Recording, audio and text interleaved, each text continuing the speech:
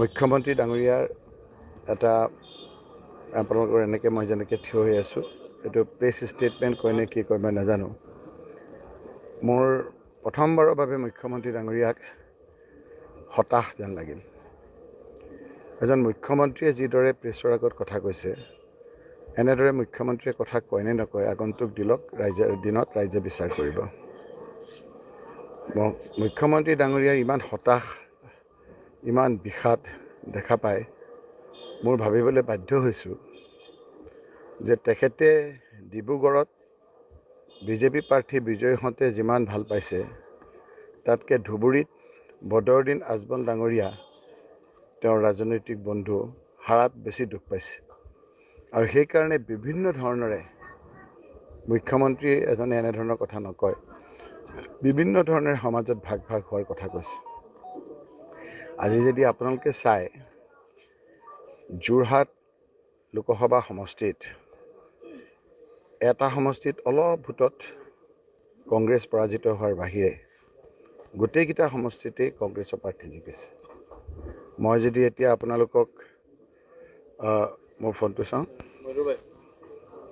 মই যদি আপোনালোকক এতিয়া চাওঁ, তেতিয়া মই আপোনালোকক ক'ব পাৰিম যে যোৰহাট সমষ্টিত আপোনালোকে তেওঁ কিছু এনালাইচিছ কৰাৰ কাৰণে ময়ো এটা সৰুকৈ কৰি বনাই দেখাইছোঁ। গৌৰৱ গগৈ ডাঙৰীয়া যে জিকিছে, তাত যে তেওঁ বিভিন্ন জাতি সম্প্ৰদায়ৰ কথা কৈছে মই নকওঁ, পিছত মই এই কথাখিনি আপোনালোকৰ লগত ভালকৈ পাতিম। সেই সমষ্টিকেইটাৰ ফালে যদি আপোনালোকে চায়, তেতিয়া আপোনালোকে দেখিব যে যোৰহাট সমষ্টিত তেওঁ যেনেকৈ ধুবুৰী সমষ্টিটো ব্যাখ্যা কৰিছে, মই যোৰহাট লোকসভা সমষ্টিটো ব্যাখ্যা কৰিব বিচাৰিছোঁ।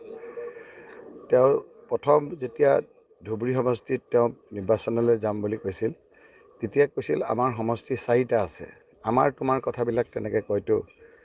সেই 4টা সমষ্টি কোনকেইটা তেওঁ গৈ জিকালে সেইকেইটা ৰাইজক অলপ জনাব লাগে। 4টা সমষ্টি আমাৰ বিধানসভা সমষ্টিত আমাক লাগিব কৈছিল নহয়, তেওঁৱে কোৱা কথা। এই কোন 4টাত তেওঁ জিকাই আহিলে সেই কথাটো তেওঁ স্পষ্ট কৰিব লাগে ধুবুৰীৰ। এতিয়া যোৰহাট সমষ্টিত তেওঁ যিদৰে কথা কৈছে, যোৰহাট বিধানসভা সমষ্টিত কি লোকবিলাক থাকে বুলি ক'ব বিচাৰিছে তেওঁৰ ভাষাত।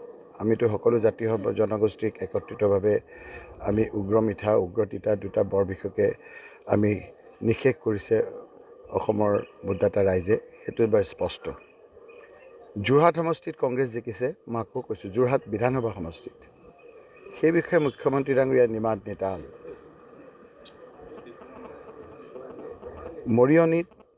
মৰিয়নি বিধানসভা সমষ্টিত কংগ্ৰেছ জিকিছে, বিজেপি হাৰিছে। সেই বিষয়ে বা মুখ্যমন্ত্ৰী ডাঙৰীয়াই কি কয়? যোৰহাট লোকসভা সমষ্টিৰ অন্তৰ্গত কংগ্ৰেছ প্ৰাৰ্থী জিকিছে, তাত বিজেপি হাৰিছে, তাত বা কোন মানুহ থকা বুলি মুখ্যমন্ত্ৰী ডাঙৰীয়াই কয়? তিয়ক সমষ্টিত কংগ্ৰেছ প্ৰাৰ্থী জিকিছে, বিজেপি হাৰিছে, তাত বা কোন লোক থকা বুলি কয়?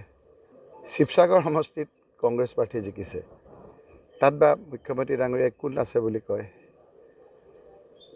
সোণাৰী সমষ্টিত কংগ্ৰেছ প্ৰাৰ্থী জিকিছে, বিজেপি হাৰিছে। সেইখিনি কথা ৰাইজক জনাব লাগে যে কোন মানুহ আছেনো তাত, তেওঁ কোৱা ধৰণেৰে অলপ ব্যাখ্যা কৰিলে ভাল হয়। মামৰা সমষ্টিত কংগ্ৰেছ জিকিছে, ডিমৌ সমষ্টিত কংগ্ৰেছ জিকিছে, বিজেপি হাৰিছে। কথাবিলাক অলপ বুজাই ক'লে ৰাইজে বুজাত সহায় হ'ব। নাজিৰা সমষ্টিটো আপোনাৰ কংগ্ৰেছ জিকিছে। গতিকে আৰু আপোনালোকে যদি চাই য'ত কংগ্ৰেছ হাৰিছে, এতিয়া কাজিৰঙা লোকসভা সমষ্টিৰ ভিতৰত গোলাঘাট বিধানসভা সমষ্টিত কংগ্ৰেছ দলে ৰজিনা তিৰ্কীয়ে 1 লাখ ভোট পাইছে। সেইখিনি কোন মানুহ? গতিকে এইবাৰ তেওঁৰ খুব বিষাদ, যিকোনো প্ৰকাৰে বদৰুদ্দিন আজমল ডাঙৰীয়াক জিকাব বিচাৰিছে। মই আগতো কৈছোঁ যে মোক বিভিন্ন ধৰণে আক্ৰমণ কৰিছে, মোৰ ছিকিউৰিটি এজন নাই, কিমান ভিতৰুৱা অঞ্চলত মই ছিকিউৰিটি নোহোৱাকৈ কেম্পেইন কৰিবলগীয়া হৈছিল।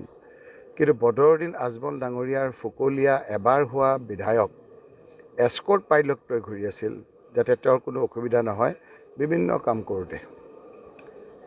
এই কথাবিলাক এনালাইচিছ হ'ব, তেওঁ যিমান বোকাত নামিব সিমান লুতুৰি পুতুৰি হ'ব।